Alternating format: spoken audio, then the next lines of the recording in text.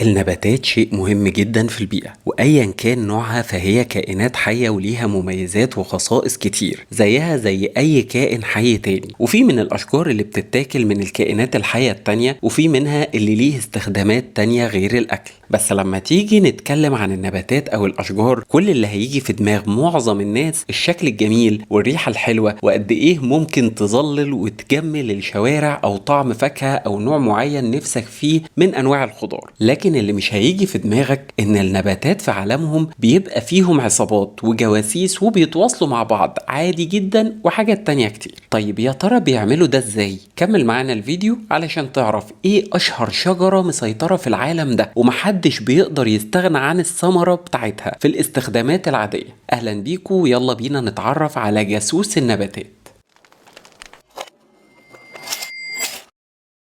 الأشجار مش بس جزء جميل من المناظر الطبيعية، ولكن هي كمان حيوية للبيئة، وبتلعب دور كبير جدا في الحفاظ على التوازن البيئي.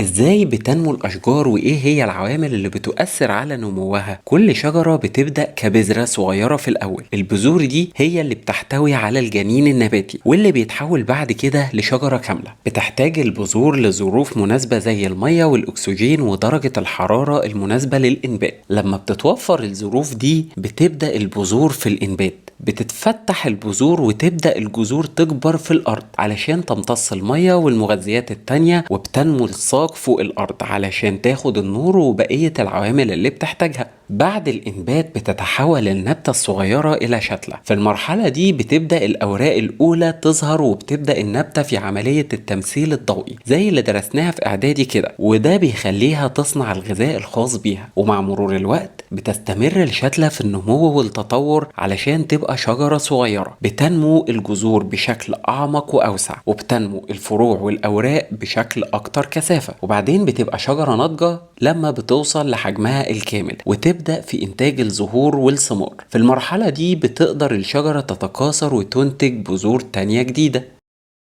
اتكلمنا عموما عن الأشجار وعرفنا تقريبا دورة حياة الشجرة كاملة. نيجي بقى الشجرة الأكثر شهرة واستخدام في العالم كله، وهي شجرة الطماطم. الطماطم مش بس لذيذة ومغذية، لكن هي كمان نبتة مثيرة جدا للاهتمام من ناحية طرق نموها وتفاعلها مع البيئة المحيطة حواليها. يعود أصل الطماطم لأمريكا الجنوبية، وطبعا أصبحت النهاردة من أكتر المحاصيل زراعة واستهلاك في جميع أنحاء العالم. بتستخدم الطماطم في الطبخ لتحضير الصلصات والسلطات والعصائر وغيرها من الأطباق المتنوعة الشهية.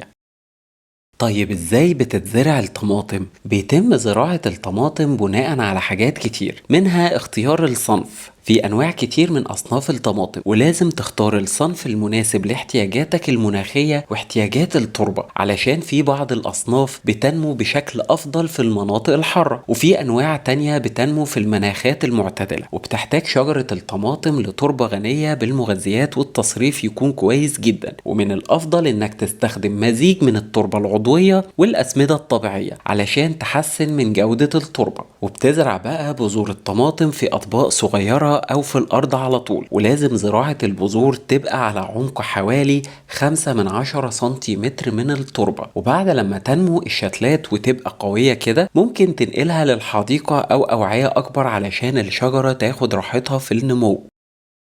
وطبعا زي ما احنا عارفين ان الطماطم ليها فوائد كتير بالنسبة للإنسان، علشان غنية بالفيتامينات زي فيتامين سي وفيتامين كي وفيتامين اي وفيتامين 6 بي. ده غير ان فيها مضادات الأكسدة زي الليكوبين اللي بيساهم في تقليل خطر الإصابة للأمراض المزمنة، وكمان بتساعد في تحسين صحة القلب وتعزيز الجهاز المناعي والحفاظ على صحة الجلد. وفيها معادن زي البوتاسيوم والمغنيسيوم والنحاس، وبتحسن من صحة العين، وبتقلل الخطر من الإصابة من مرض السرطان، وبتحسن من عملية الهضم، وبتنظم ضغط الدم، وبتدعم صحة العظام بفضل الفيتامينات والكالسيوم اللي موجودين فيها.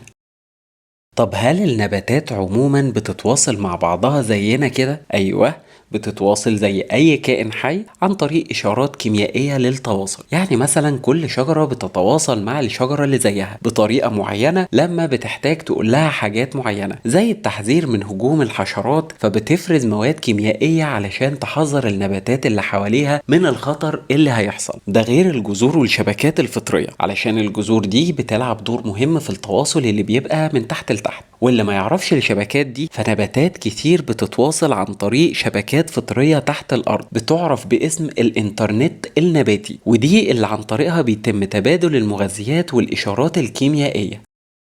نيجي بقى لتواصل شجرة الطماطم بشكل خاص. الحشرات لما بتكون محتاجة مواد مغذية معينة بتبدأ تشوف المواد دي موجودة فين علشان تروح تتغذى عليها. من ضمن الشجر اللي بيبقى فيه المواد اللي الحشرات بتبقى محتاجاها هي شجرة الطماطم. ساعتها بقى بتشوف كائن حي فعلا بيتصرف زي الإنسان بالظبط. بتقدر شجرة الطماطم تبعت إشارات للنباتات اللي جنبها عن طريق الجذور أو عن طريق إنها بترمي إشارات كيميائية في الهواء الطلق. بس الحمد لله ان الاشجار بس هي اللي بتشم الريحة دي، علشان غير كده كنا هنزعل كلنا. وده علشان تقول لبقية النباتات خدوا بالكم من الحشرات اللي هتيجي تخلص علينا دي. طيب بقية الشجر بقى بيعمل ايه علشان ياخد باله؟ اول لما الشجر بيستقبل الاشارات اللي بعتها له شجرة الطماطم بيبدأ ينتج مواد بتقلل من جاذبية الحشرات ليهم علشان يطلع يجري وما يروحش يخلص عليه.